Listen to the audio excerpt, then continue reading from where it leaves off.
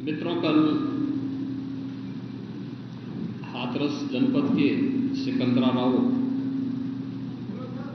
तहसील के गांव में एक दुखद और दर्दनाक घटना अपराह्न में घटित हुई।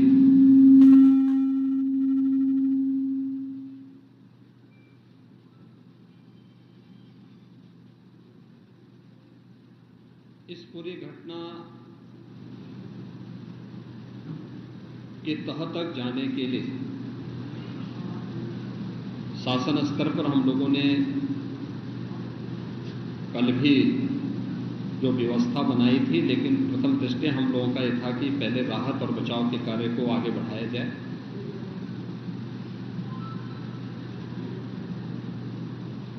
इस पूरी जो अभी हादसा है, इस हादसे में 121 श्रद्धालुओं की मृत्यु हुई, जो उत्तर प्रदेश के साथ साथ हरियाणा, राजस्थान और मध्य प्रदेश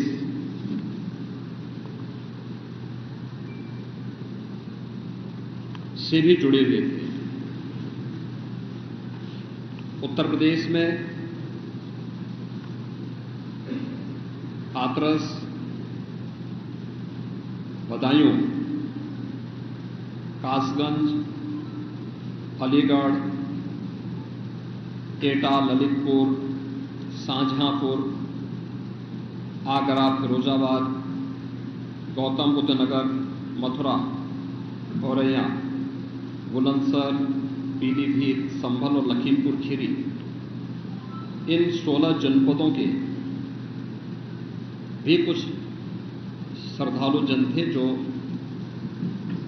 इस हादसे के शिकार हुए हैं।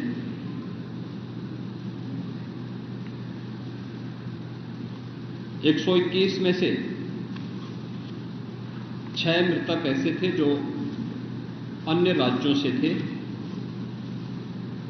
जिनमें ग्वालियर मध्य प्रदेश से 1 थे, हरियाणा से 4 थे और राजस्थान से 1 थे। हाथरस के जिला हॉस्पिटल में मैंने जो घायल हैं,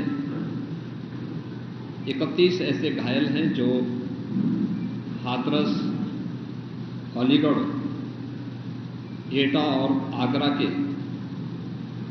हॉस्पिटल में जिनका उपचार चल रहा है, और उसमें लगभग सभी आउट ऑफ डेंजर है।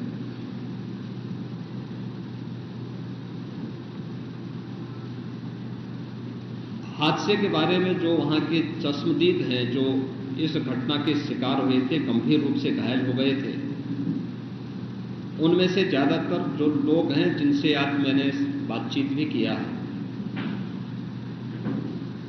वे सभी इस बात को बोलते हैं कि हादसा कार्यक्रम के उपरांत जब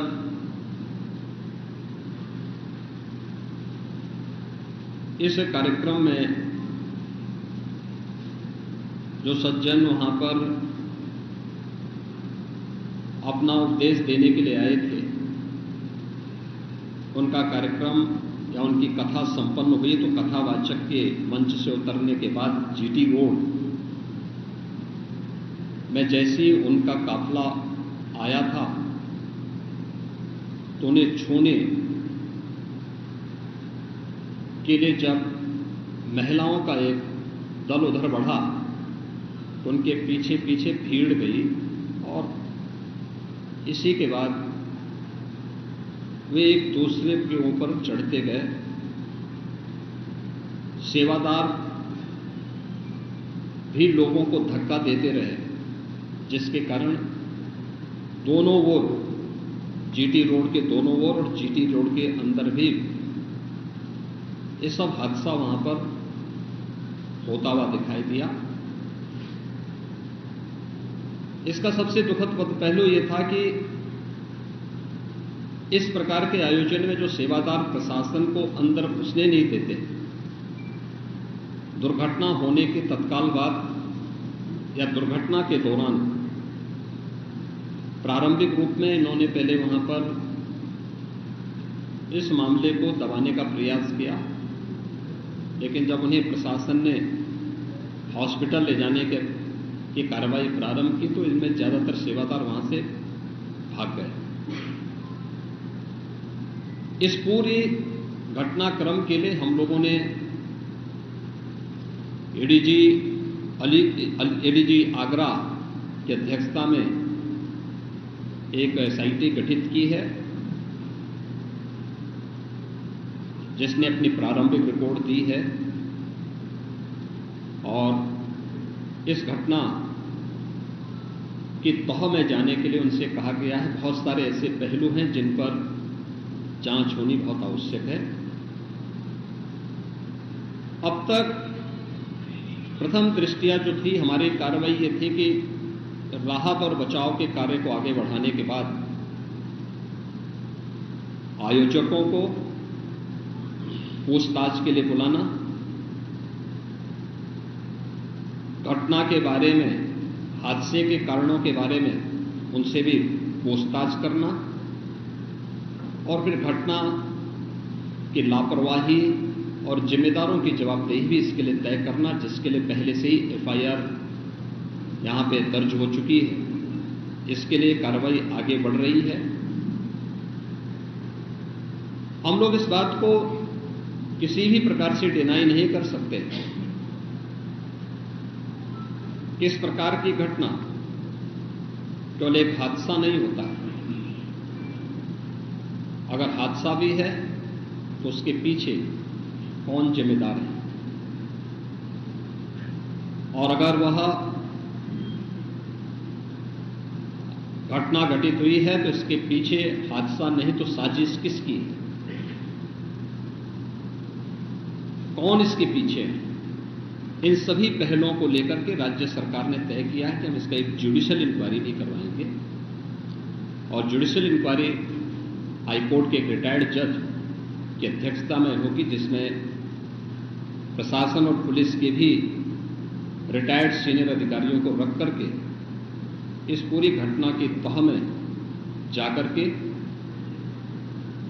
जो भी इसके लिए दोषी होगा उन्हें इसकी सजा देना और इस प्रकार की घटना की पुनरावृत्ति न हो, इनके बारे में एक सुझाव और एक एसओपी उनके माध्यम से बनाई जा सके, जिसे आगे इस प्रकार के किसी भी बड़े आयोजन में लागू किया जा सके। यह हम लोग सुनिश्चित करेंगे। और मैंने यहां पर भी हाथरस में भी और सिकंदराराव के घटनास्थल का मैंने दौरा किया, यद्यपि वहां काफी बारिश थी, और वहां जाकर के मैंने एक बार उसको देखने का प्रयास किया है। यद्यपि प्रशासन ने पहले से इसके मैप भी बना के तैयार किए थे और भेजे भी थे, लेकिन हादसे के कारणों की प्रारंभिक व्यवस्था देखी जा सके इसको देखने के लिए वहां पर मैं स्वयं गया था। और हमारे 3 मंत्री यहां पर कल से ही कैंप कर रहे थे। मुख्य सचिव और पुलिस महानिदेशक भी यहां पर कल से ही कैंप कर रहे हैं। सीनियर अधिकारीगण भी यहां पर पुलिस और प्रशासन के अधिकारीगण यहां पहले से ही कैंप करते हुए इस पूरी घटना के लिए जिम्मेदारों की जवाबदेही तय करने की भी दिशा में आगे कार्रवाई की जा रही है, जिसमें कुछ विशेष दल बनाए गए हैं जिनमें अलग अलग जनपदों में उनकी कार्रवाई अब प्रारंभ होगी और प्रारंभिक जांच के बाद आगे की कार्रवाई को हम लोग आगे बढ़ाने का कार्य करेंगे। यह यहाँ की घटना के बारे में था और जुडिशियल इंक्वायरी के बारे में आज ही इसके नोटिफिकेशन शासन के द्वारा भी जारी हो जाएगी। महाराज जी,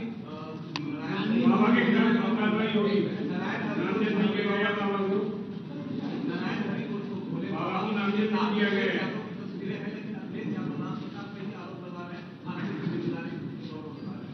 देखिए, कुछ लोगों की एक प्रवृत्ति होती है कि इस प्रकार के दुखद और दर्दनाक घटनाओं में भी वे राजनीति ढूंढते हैं, और ऐसे लोगों की ये फितरत है कि चोरी भी और सीना चोरी भी। यह हर व्यक्ति जानता है कि सज्जन के फोटो किसके साथ में है, उनके राजनीतिक संबंध किन के साथ जुड़े हुए हैं। तो स्वाभाविक रूप से आप लोगों ने इस बात को देखा होगा कि पिछले दिनों रैलियों के दौरान इस प्रकार की भगदड़ कहां मचती थी और कौन इसके पीछे थे, और मुझे लगता है उसकी तह में जाना आवश्यक है। जो लोग निर्दोष लोगों के जीवन के साथ खिलवाड़ करते हैं, और उनकी जवाबदेही भी इसके साथ तय होगी।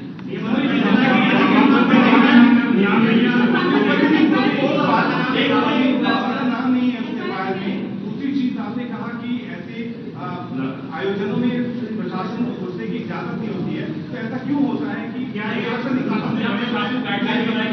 भविष्य में ऐसी चीजें ना हो?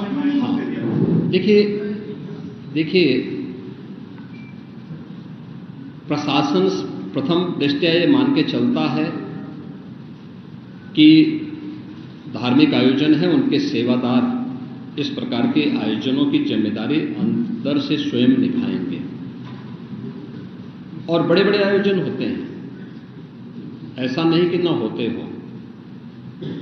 सावधानीवश वहां पर फोर्स